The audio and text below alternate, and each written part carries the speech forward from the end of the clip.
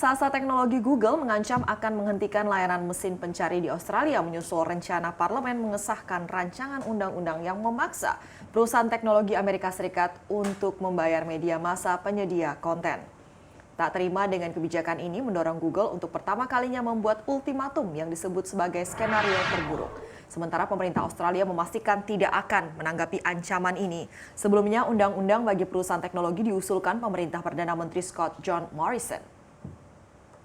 Ya, lantaran selama ini terjadi ketimpangan di Australia karena Google dan Facebook ini mendapatkan pendapatan besar dari iklan digital. Padahal mereka tidak memiliki konten, sementara media massa yang memiliki konten mendapatkan porsi sedikit.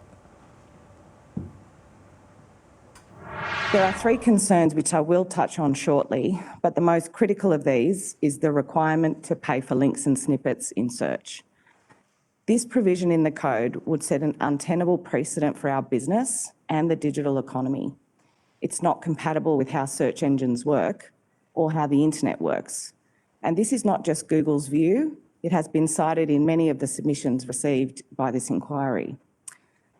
The principle of unrestricted linking between websites is fundamental to search, and coupled with the unmanageable financial and operational risk, if this version of the code were to become law, it would give us no real choice but to stop making Google search available in Australia.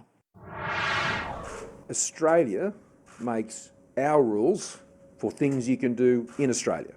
That's done in our parliament, it's done by our government, and that's how things work here in Australia. And people who want to work with that in Australia, you're very welcome. But we don't respond to threats.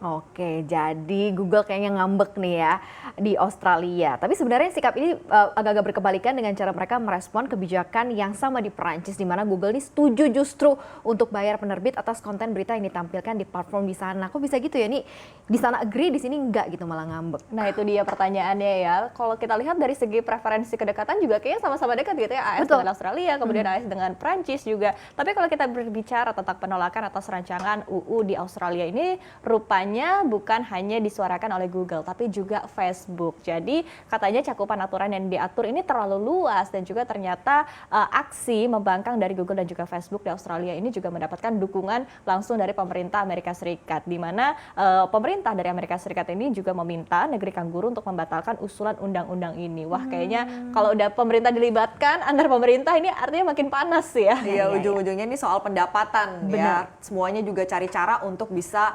memulihkan ekonomi gitu ya, mencari sumber-sumber penghasilan baru. Terlepas dari penolakan kewajiban membayar penerbit atau penyedia konten berita di Australia, Google ternyata siap menggelontorkan 1 miliar dolar Amerika Serikat atau 14 triliun rupiah untuk membayar konten berita berlisensi. Alasannya Google menyoroti tekanan pendapatan kantor berita dari iklan yang turun selama pandemi corona. Google pun sudah menaikkan kesepakatan lisensi dengan sekitar 200 media di sejumlah negara. Ya udah benar. Ujung-ujungnya duit. Tapi gitu ada ya. benernya juga sih, masa yang punya konten pendapatan iklannya Lebih sedikit, benar-benar ya. Nah ini juga seperti Jerman, Brasil, Argentina, Kanada, Inggris, sampai Australia sendiri. Nah gimana nanti kelanjutannya hubungan panas Google dan pemerintah Australia, kita tunggu aja ya, mudah-mudahan ada titik temu gitu. Ya, ada yang asik nih Mar. Ada yang asik nih karena kita beralih ke informasi terkait pemimpin baru Amerika Serikat yang tengah mendapatkan sorotan atas arah kebijakan ekonomi dan politik, geopolitik di negeri Paman Sam ke depan. Tapi ada sorotan yang baru nih yang tidak kalah bikin heboh. Lantaran Wakil Presiden Amerika Serikat Kamala Harris ketahuan memfollow akun resmi BTS. Wow. Nggak apa-apa, aku juga follow. Didukung para ARMY dong. Banyak netizen akhirnya antusias ya sama-sama ARMY ya dengan fakta Kamala Harris yang mengikuti akun BTS di platform Twitter ini ya. Beberapa penggemar bahkan memperhatikan playlist musik Harris yang juga menampilkan lagu hitsnya BTS berjudul Boy With Love di Spotify-nya. Seru deh Miss Kamala. Ini kita juga kayak lagu favorit Iya, kita juga sering dengar sama-sama. Sama Dan dong playlist kayak ini- playlistnya anak Eike ya. Dan playlist ini juga pernah dibagikan ya oleh Kamala Harris pada playlist Spotify miliknya sebagai bagian dari kampanye untuk maju jadi bakal calon wapres Partai Demokrat. Dan di playlist ini ada 46 judul lagu dari yang klasik milik Aretha, kemudian Aretha Franklin, kemudian juga dari BTS bersama dengan Halsey, Boy With Love.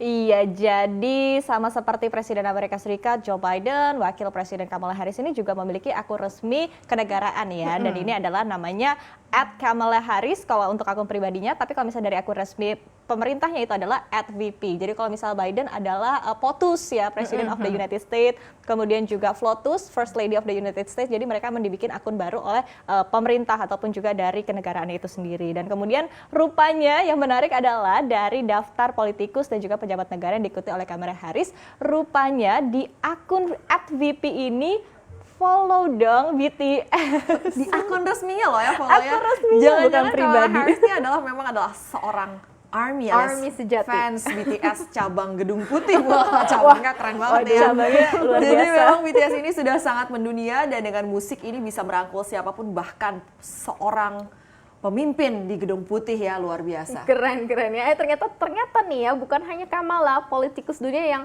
juga menggemari K-pop, karena mantan Presiden Barack Obama dan juga kedua putrinya diketahui merupakan penggemar dari SHINee. Wah, Sama-sama ternyata dari orang-orang Korea keren juga. sukanya K-pop ya. Sama dong kayak kita juga suka ya, sudah follow-follow juga.